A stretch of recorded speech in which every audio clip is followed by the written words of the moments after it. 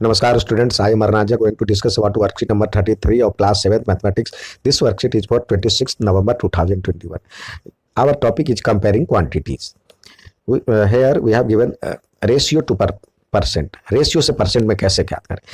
जब हमें when parts are given in the form of ratio, यदि आपको किसी चीज का हिस्सा रेशियो में दिया हुआ है तो उसको परसेंटेज में कैसे क्या करेंगे? जैसे 15 स्वीट्स को divided into Monu and Sonu, 15 मिठाइयां हैं जिसको मोनू और सोनू में इस प्रकार बांटा गया कि मोनू को 3 और सोनू को 12 मिठाइयां प्राप्त हुई। तो इसका परसेंटेज ज्ञात करना है। तो देखिए, अब मोनू का परसेंटेज ज्ञात करना है तो मोनू को कितना मिला? 3।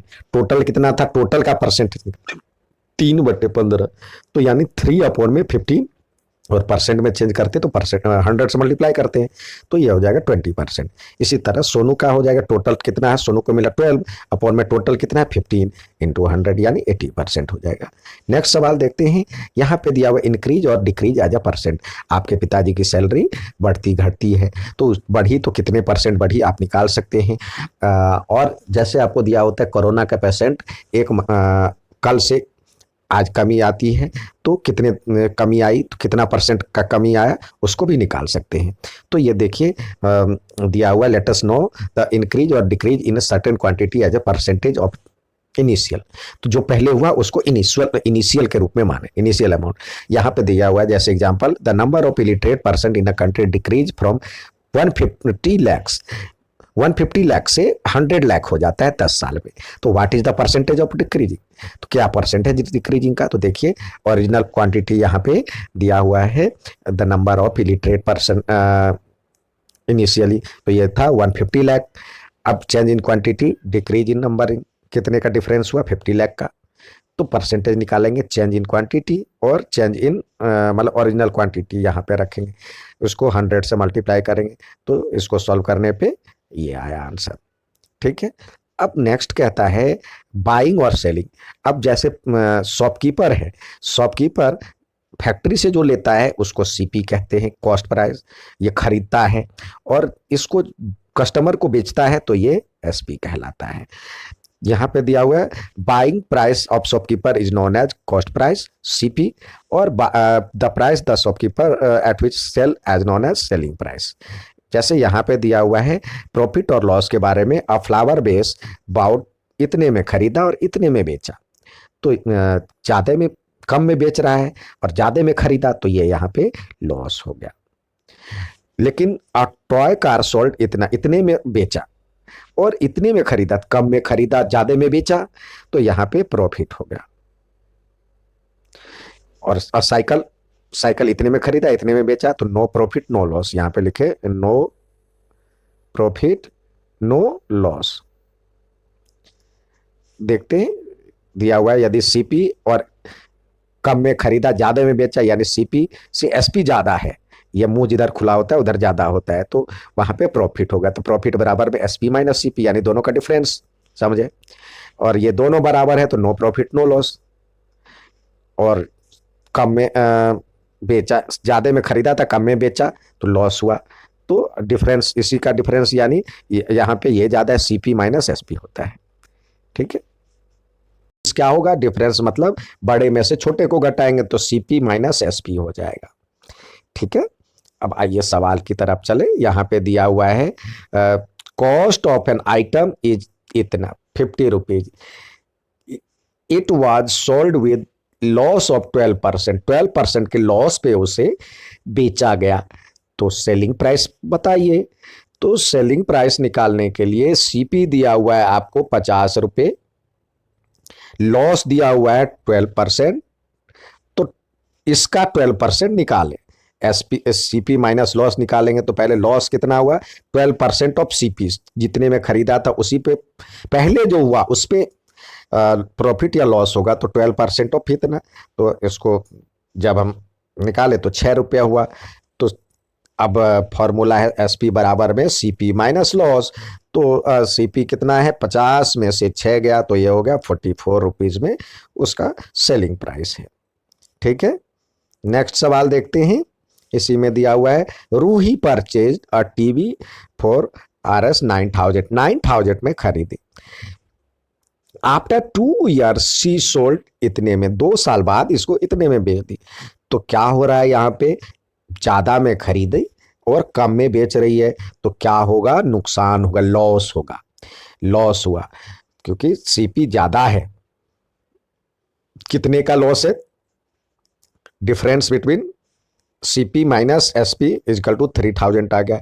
अब परसेंट निकालना है, कितने परसेंट का लॉस हुआ, तो जिसका भी परसेंट निकालना होगा, तो अब जैसे प्रॉफिट का परसेंट निकालना हो तो प्रॉफिट या लॉस जिसका भी परसेंट निकालना होगा, तो वो अपॉन में इनिशियल जो होगा, जैसे यहाँ पे सीपी इनिशियल है, तो सीपी इंटू 100 से मल्टीप्लाई करेंगे, तो इसको कटने से 33 से और 1/3 आया, इतना परसेंट। नेक्स्ट, अब हमेशा की तरह सवाल दिए जाते हैं करने के लिए, तो सवाल दिए गए हैं, अब सवाल करते हैं, देखते हैं।